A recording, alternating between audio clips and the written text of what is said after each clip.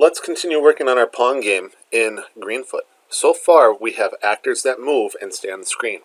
When we press run, our ball moves diagonally, and when it hits the edge of the screen, our keep me on the screen code keeps it on the screen, but the ball continues to move down. We're going to work on making the ball bounce off the edges of the screen and the paddles by editing a little bit of our keep me on the screen code and adding some new bouncing code.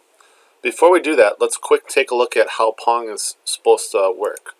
So here I have a little PowerPoint slide that shows how the ball moves and kind of what should be happening. Our ball moves using set location, and we add an X speed and a Y speed to the X coordinate and the Y coordinate. So here's what's happening here. On our little illustration here, the ball starts moving down. And when the ball is moving down, it's actually moving right and down at the same time. So the right movement is controlled by the X speed, which is 3. And the down or the vertical movement is moving down, and in Greenfoot that's a positive number, so that is also 3.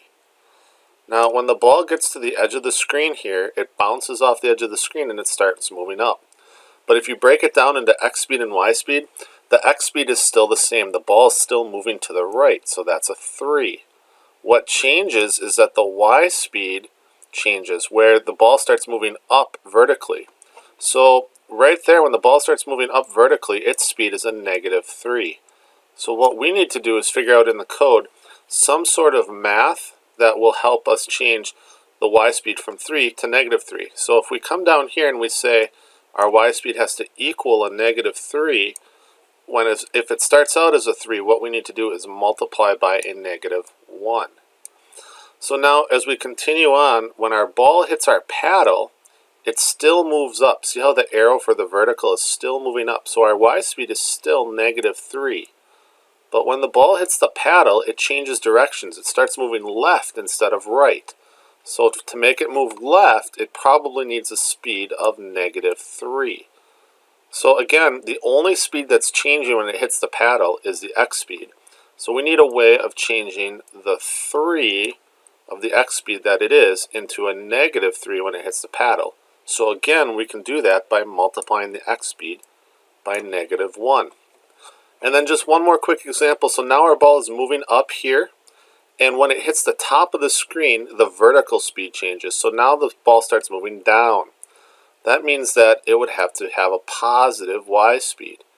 The left and right direction doesn't change, so that's still a -3. So again, the math that we're going to do here is to make our Y speed change into 3. From a -3, we take our Y speed and we multiply it by a -1. So after we complete this picture and look at it, the general rule, or the big point here, is that to make the ball bounce, you have to multiply one of its speeds by -1. So let's go back to the code and let's make that work. So now, here in the code, all this code is going to go in the ball class, because the ball is the actor that's getting changed when it bounces. So what we'll do is we'll go into the ball class, into its code here. And the first thing we'll work on is we'll work on making the ball bounce off the walls. To do this, if you have keep me on the screen code from a previous video, or you put keep me on the screen code in your ball, that's actually a really great thing to do, because we can edit our keep me on the screen code to make it bounce off of the edges of the world. So instead of calling this keep me on the screen, let's call this bounce off walls. So I'm going to change the method name here, and I'm going to change the method that's called in the act to bounce off walls. Now, what's great about editing our keep me on the screen code is we're going to actually use world width and sprite width 2 to help us. Instead of keeping the ball on the screen with our if statement, like this code that I have right here, that is the right edge of the world. I'll put a little comment in there. Instead of making it stay on the screen, what we want to do here is we want to make it bounce off of the wall. And when it bounces off the right edge of the screen, or when it bounces off over here, it's changing direction left and right. So we're going to change the X speed there. So instead of setting the location, we're going to make the x speed multiply itself by -1. So we can say x speed equals x speed times a -1. And we press semicolon.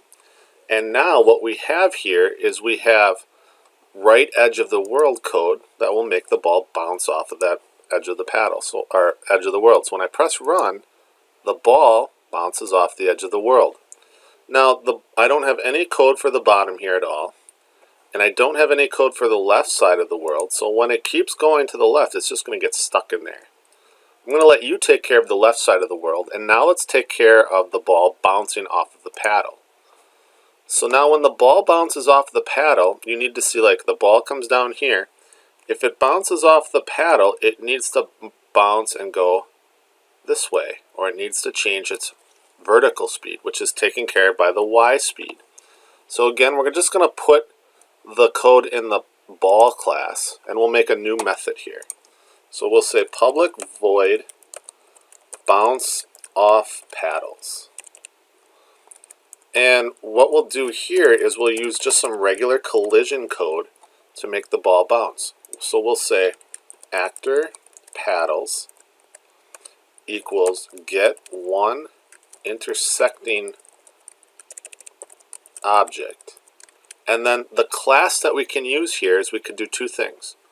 We could make an actor for the human paddle and the computer player 2 paddle, or because these are subclasses of the paddles class, we could just say make the y speed change anytime it hits any paddle. And I think that's the most efficient way to do it. So we'll say paddles.class so that the ball will bounce off of any paddle.